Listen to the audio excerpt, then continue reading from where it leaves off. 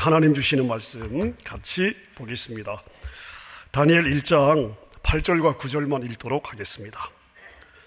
우리 3절부터인데 시간상 저보고 하도 설교를 빨리 끝내라고 그냥 몇 주 전부터 뭐 한다고 빨리 끝내라 뭐 한다고 빨리 끝내라 그래가지고 제가 순종해야죠. 네, 우리 8절 9절 2절만 한 음성으로 읽도록 하겠습니다. 시작.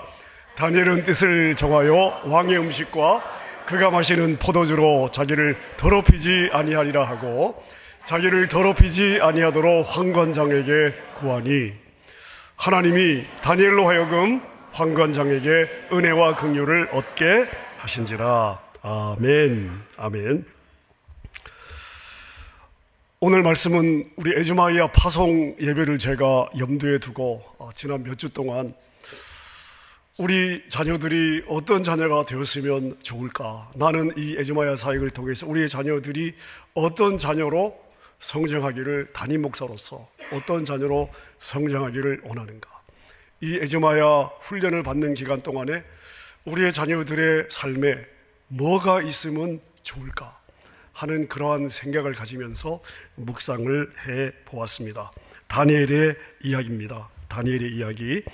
이 다니엘은 바벨론이 예루살렘 성전을 멸망시키고 예루살렘을 이제 남유다를 멸망시킬 때 4번을 침공하면서 이제 유다를 이 지구상에서 없애버렸는데요. 첫 번째 침공했을 때 포로로 끌려간 포로 중에 이 다니엘이 있습니다. 자, 포로로 끌려갔을 때 이 다니엘의 나이가 몇 살 정도 되었을까? 우리 성경학자들은 15살, 6살, 많으면 17살, 15세에서 한 17세 정도로 예측을 하고 있습니다. 자, 여러분, 15살의 나이에 전쟁을 경험했다. 자신의 가족과 이웃, 수많은 동족들이 죽는 것을 눈으로 보았습니다. 부모와 강제로 떨어졌습니다. 포로로 끌려가 전혀 모르는 이방 나라로 갑니다. 어린 나이에 감당하기에 아마 그 충격이 작지 않았을 것 같습니다. 당시 상황에 대한 기록을 보면 바벨론에는 예루살렘에서 끌려온 소년들만 있었던 것이 아니고 바벨론은 정복한 나라마다 왕족과 귀족의 자제 가운데 똘똘한 소년들을 뽑아서 관료로 바벨론의 사상과 철학과 교육을 교육시켰습니다. 자, 여러분, 예루살렘에 태어나 율법 교육을 이 다니엘이 받았을 때인데 이 당시 유대 가정에서는 12살까지 모세오경을 다 암기를 시켰습니다. 창세기, 출애굽기, 레위기, 민수기, 신명기 이 모세오경 5권을 12살 때까지 다 암기를 하고 성인식을 하는 거예요. 자, 그런 교육을 받은 이 다니엘에게 이 바벨론의 교육은 아마 쉽지 않았을 것 같습니다. 언어, 법, 사상, 철학, 사실 이런 교육보다 다니엘을 가장 힘들게 한 건 무엇이었을까? 아마 종교 교육이 아니었을까요? 바벨론의 종교, 우상 종교입니다. 악한 영들과 거짓과 술수와 음란한 신화들을 배워야 되고 점성술을 배워야 되고 점치는 법을 배워야 돼요. 왕이 묻습니다. 이번에 내가 전쟁을 할까 말까? 그러면 바로 점을 치고 답을 내놓아야 합니다. 별의 움직임을 보면서 미래를 예측할 수 있어야 되고 살아있는 짐승의 내장을 갈라 내장을 보면서 사람의 미래를 예측해야 합니다.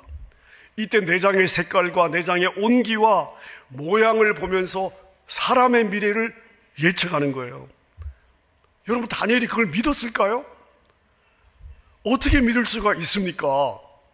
명백한 우상 숭배인데. 하지만 포로로 끌려온 어린 다니엘에게 다니엘이 할 수 있는 게 뭐가 있었을까요? 그 교육 프로그램에 들어가 가르치는 대로 배우는 것 외에 할 수 있는 것이, 다니엘이 선택할 수 있는 것이 아무것도 없었을 것입니다. 자, 그런데 이 상황에 다니엘이 할 수 있는 것이 하나 있었어요. 그건 뭐냐? 자신의 마음을 정하는 거예요. 상황은 바꿀 수 없었지만, 배우는 교육의 내용은 자기가 바꿀 수 없었지만, 선택할 수 없었지만, 그러나 다니엘이 할 수 있는 거 하나, 자기의 마음을 하나님 앞에 두기로 결정한 거예요. 하나님을 의식하며 하나님의 백성으로 살기로 결정한 거예요. 이 일을 위해서 다니엘은 왕의 음식을 먹지 않고 왕의 포도주를 마시지 않겠다고 결정합니다. 당시 왕의 음식은 이방의 이 우상들에게 먼저 드려지고 오잖아요. 우상의 제물. 그리고 분명히 이 음식들 가운데는 율법을 배우고 자란 다니엘의 입장에서는 율법에서는 절대 먹지 말라고 한 것들도 분명히 있을 거거든요. 그러니까 다니엘에게 이 음식은 단순히 식사의 이슈가 아니라 하나님의 백성으로 자기 정체성의 이슈였던 거죠. 자, 그래서 다니엘은 무엇을 결단하는가? 내가 비록 몸은 바벨론에 있지만 정신은 결코 바벨론에 속하지 않을 것이다. 나는 바벨론의 가치로 살지 않을 거야. 나는 바벨론의 세계관으로 살지 않을 거야. 나는 바벨론의 음란함으로 살지 않을 거야. 이걸 결단한 거예요. 여러분, 포로로 끌려왔습니다. 10대 중반에 왕의 선택을 받아 고위 관료가 되는 프로그램에 입소를 했어요. 훈련을 시작했습니다. 미래가 보장이 되어 있습니다. 왕의 식사를 그 당시에 한다. 이건 엄청난 특권이고 엄청난 영광이 아닙니까? 자, 그런데 이걸 내가 거부한다. 여러분, 이 모든 특권을 잃어버릴 수도 있고요, 잘못하면 포로 목숨은 파리 목숨 아닙니까? 죽임을 당할 수도 있습니다. 다니엘은 자신의 생명과 자신의 미래, 보장된 미래를 걸고 하나님 앞에 마음을 세운 거예요. 하나님의 백성으로 살겠다고. 자, 여러분 생각해 보십시오. 하나님은 이스라엘만의 하나님이 아니시죠. 하나님은 우주와 열방의 하나님이신 줄로 믿습니다.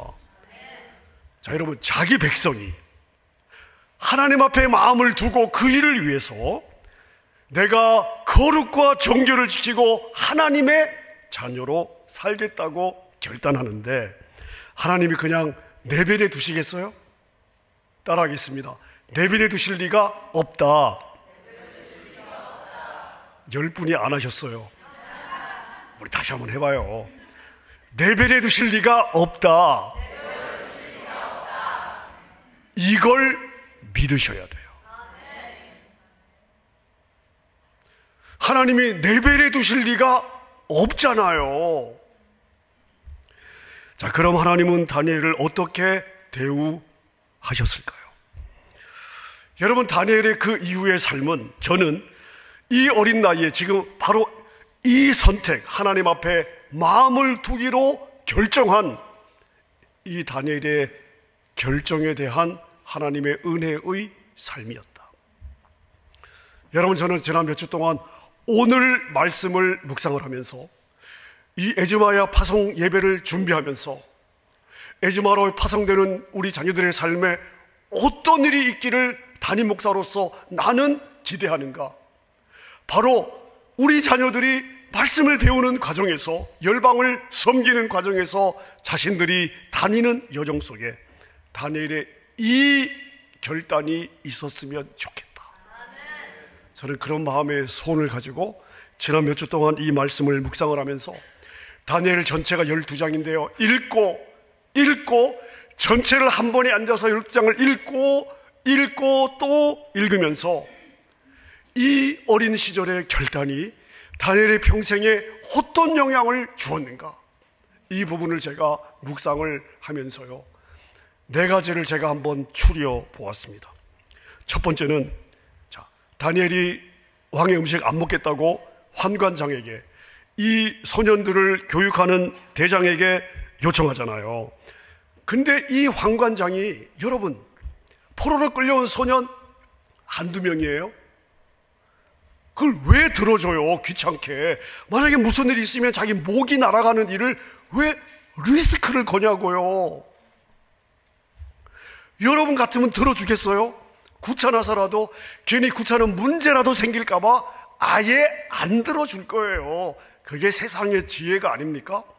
자, 그런데 다니엘서 1장 9절 보세요.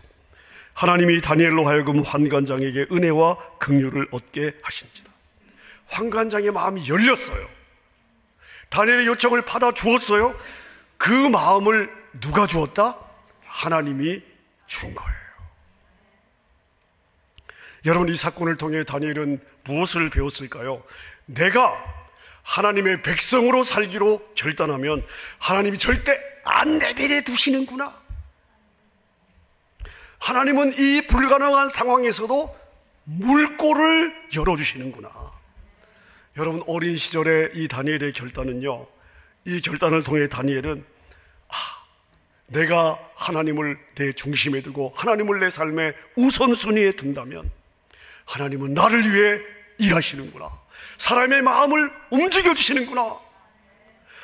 살아계신 하나님이다. 일하시는 하나님이다. 이걸 체험하게 된 거예요. 여러분, 백날을 수업 시간에 들으면 뭐합니까? 내가 몸으로 체험한 게 될 거예요. 다니엘은 이걸 배운 거예요. 두 번째, 하나님은 하나님의 백성으로 살겠다고 결단한 다니엘과 다니엘의 세 친구에게 무엇을 주셨는가? 특별한 총명과 지혜를 부어주셨습니다. 다니엘서 1장 17절을 보겠습니다. 하나님이 이 네 소년에게 학문을 주시고 모든 서적을 깨닫게 하시고 지혜를 주셨어요. 다니엘에게는 무엇을 더해 주셨느냐? 환상과 꿈을 깨닫고 해석하는 능력을 주셨어요. 여러분, 지혜와 총명은 부모가 주는 게 아니에요. 지혜와 총명은 하나님이 주시는 거예요. 더군다나 우리가 혼의 영역, 지정의는 우리가 인지하지만 영의 영역은 우리가 인지가 안 된단 말입니다. 우리가 예수 믿고 하나님의 자녀 신분이 바뀌었어요. 영의 영역에서 그 일이 일어났어요. 근데 느끼세요? 안 느껴지잖아요. 나는 분명히 느끼는데, 믿는데 안 느껴지잖아요. 왜요? 영의 영역은 우리가 인간이 느낄 수 있는 곳이 아니에요. 자, 근데 하나님은 다니엘에게 어떤 능력을 주셨냐면 그 영의 세계를 보고 해석하는 능력, 영의 세계와 소통하는 능력을 주신 거예요. 여러분, 노력으로 얻을 수 있는 게 아니에요. 교육으로 받을 수 있는 게 아니에요. 하나님이 열어주셔야 되는 거예요. 하나님이 그걸 주신 거예요. 세 번째, 여러분, 다니엘은 20대 중반부터 시작해서 무려 70년 동안 포로로 끌려온 바벨론, 그리고 이 바벨론을 멸망시킨 메데바사에 이르기까지 왕조가 바뀌고 왕이 바뀌는 가운데서도 무려 70년 동안 그 대제국의 왕 바로 밑에 탑으로 나라를 섬겨요. 왕들은 한결같이 다니엘을 필요로 했고요, 다니엘을 존중히 여겼고요, 다니엘을 옆에 두었습니다. 굉장한 은혜죠. 여러분, 바벨론의 국무총리면, 메데바사가 점령하면 여러분, 목 잘리는 1순위가 아닙니까? 70년 동안 왕조가 바뀌고 여러 명의 왕이 바뀌는 가운데서도 모든 왕이 다니엘을 필요로 합니다. 얼마나 귀한 은혜입니까? 대표적으로 한 구절을 볼까요? 다니엘 2장 46절입니다. 제가 읽겠습니다. 이에 느부갓네살 왕이 엎드려 다니엘에게 절하고 명하여 예물과 향품을 그에게 주게 하니라. 여러분, 이 말씀을 읽을 때 훅 하고 지나가셨죠? 아무 느낌이 없으시죠? 괜찮아요. 제가 설명을 드릴게요. 여러분, 당시 이 바벨론의 느부갓네살 왕은 유다를 멸망시킨 왕일 뿐만 아니라 당시 가장 넓은 땅을 통치했고 가장 많은 백성들을 거느렸고 나는 새도 떨어뜨릴 권세가 있었습니다. 그 위대한 왕 다니엘이 다니엘에게 엎드려 절을 합니다. 여러분, 어떤 나라도, 어떤 왕도, 어떤 상황도, 어떤 무기도, 어떤 물리적인 힘도 이 느부갓네살 왕을 무릎을 꿇게 한 게 없어요. 천상천하 지존의 왕입니다. 근데 그 왕이 스스로 포로로 끌려온 어린 청년에게 무릎을 꿇고 절을 합니다. 어떻게 이것이 가능했을까요? 여러분, 이 느부갓네살 왕은 이 어린 다니엘에게서 누구에게도 없는 한 가지를 본 거예요. 그게 뭐죠? 절대 주권자와 신의 임재가 이 어린 청년과 함께 하는구나. 뭔지 몰라요. 안 믿어요. 하나님을 모르잖아요.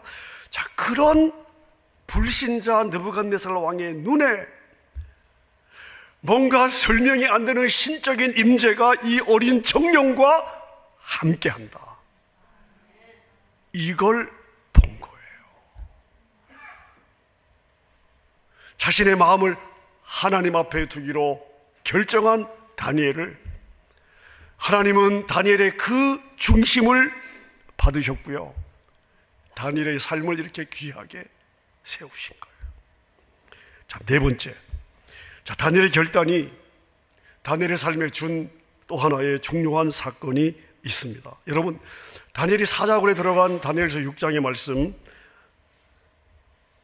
기도 안 하고 사자굴 안 들어갈래? 기도하고 사자굴 들어갈래? 여러분, 다니엘에게 선택할 수 있는 권리가 있었어요. 선택권이 있었어요. 선택할 수 있었어요. 자, 그런데 다니엘은요, 나는 기도를 쉬지 않겠다. 하나님을 내 삶의 우선순위에 두겠다. 그 다음에 나머지는 몰라. 하나님이 알아서 하실 거야. 죽이시면 죽고 살리시면 살고, 그것도 사자에게 달린 것이 아니라 나의 하나님에게 달려있는 거야. 그리고 사자굴에 들어가잖아요. 여러분, 이 결단이, 이 두려움이 없는 용기와 배짱이 어디서 왔을까요? 여러분, 하나님을 아는 지식은 하루에 자라지 않아요. 인생의 작고 큰 사건들을 겪으면서 작은 광야, 큰 광야를 지나면서 조금씩 우리는 하나님을 알게 되는데요, 어린 시절 자신의 미래를 걸고 생명을 걸고 하나님께 결단했을 때, 보세요, 환관장의 은혜를 있게 하셨죠. 남들에게 없는 지혜와 총명, 영적 세계와 소통하는 능력을 주셨죠. 왕들의 존중여김을 받게 하셨잖아요. 다니엘이 이 과정을 통해, 내가 비록 포로로 끌려왔지만 나의 하나님이 나를 포로로 끌고 온 이 바벨론에서도 진짜 왕이시다.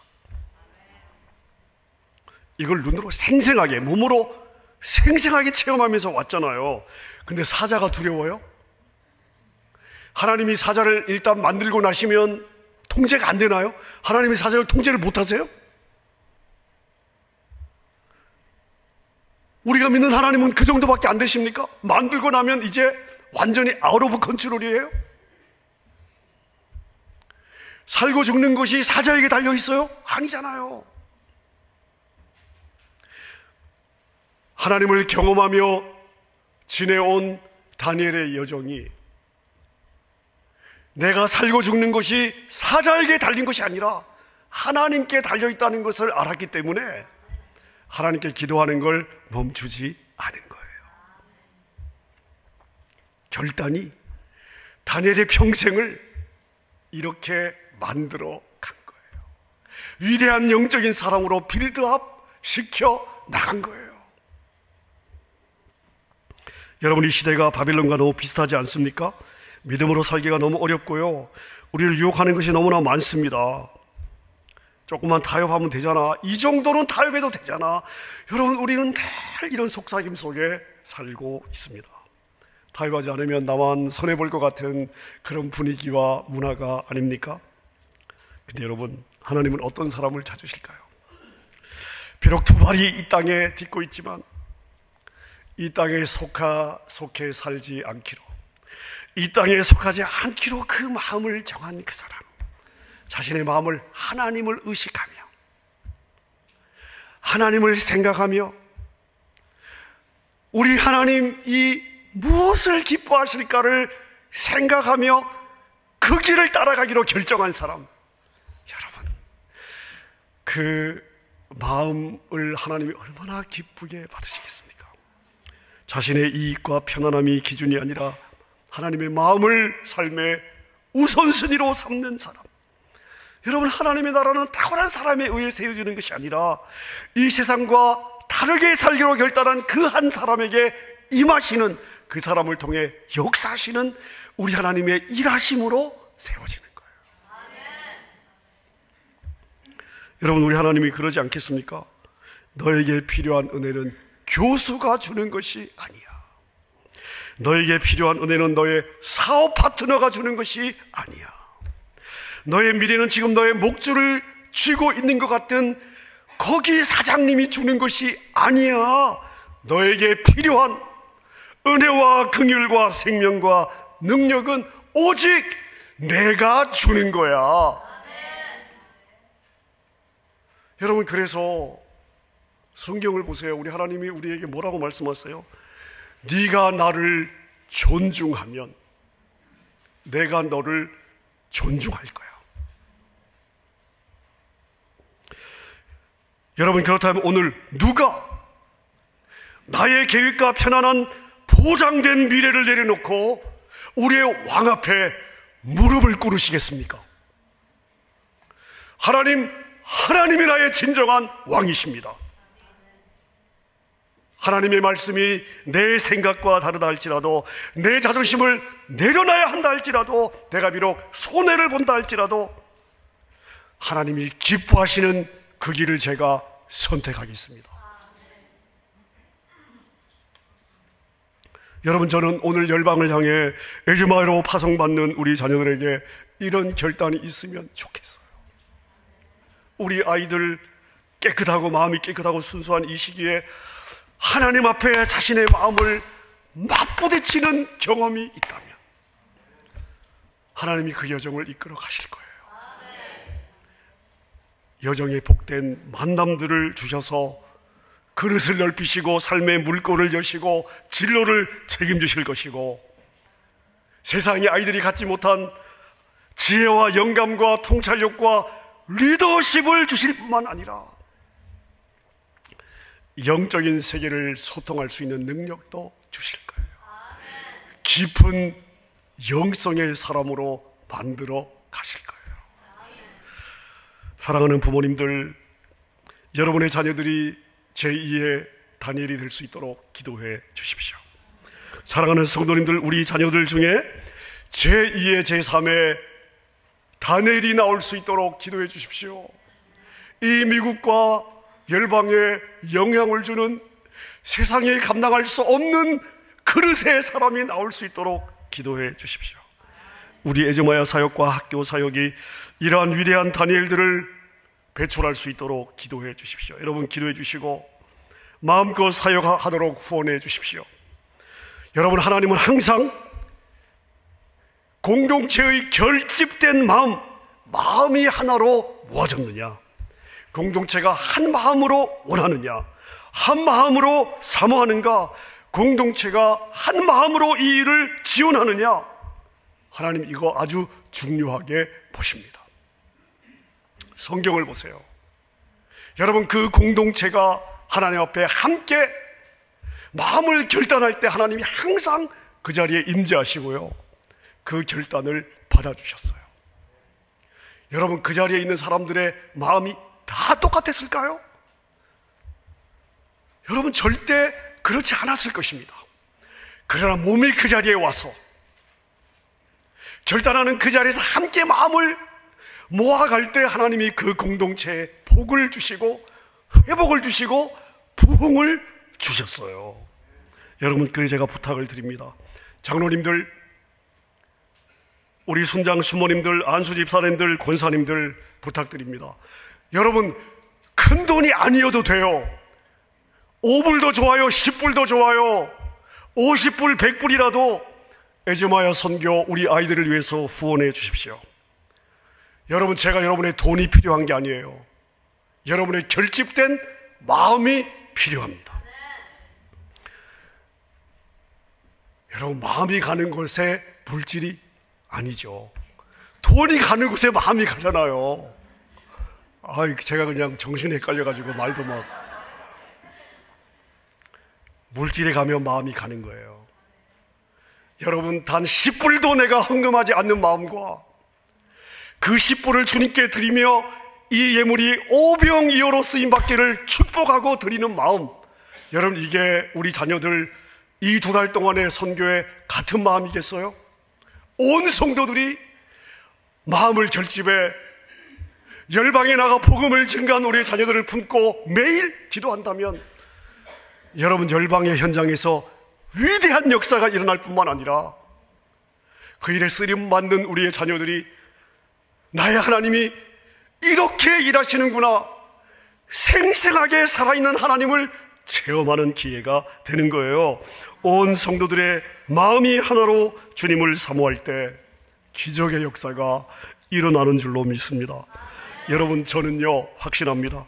이제 10년, 20년의 세월이 흘러 우리가 오늘을 되돌아보면서 우리의 작은 결단과 헌신이, 나의 연약한 무릎이 우리의 자녀들을 세상이 감당할 수 없는 믿음의 사람으로 만들었구나 고백하게 하실 줄로 믿습니다. 나의 작은 물질이 오병이어로 쓰임을 받았구나, 이렇게 고백하게 하실 줄로 믿습니다. 우리 부모 세대는 시온의 대로를 열고 자녀들은 그 길을 통해 하나님을 경험하고 믿음의 사람으로 준비되어 시시한 인생이 아니라 주님의 능하신 손에 붙잡혀 멋있게 쓰임받는 삶, 여러분, 그걸 보는 우리 공동체가 될 수 있기를 우리 주님의 이름으로 축원합니다.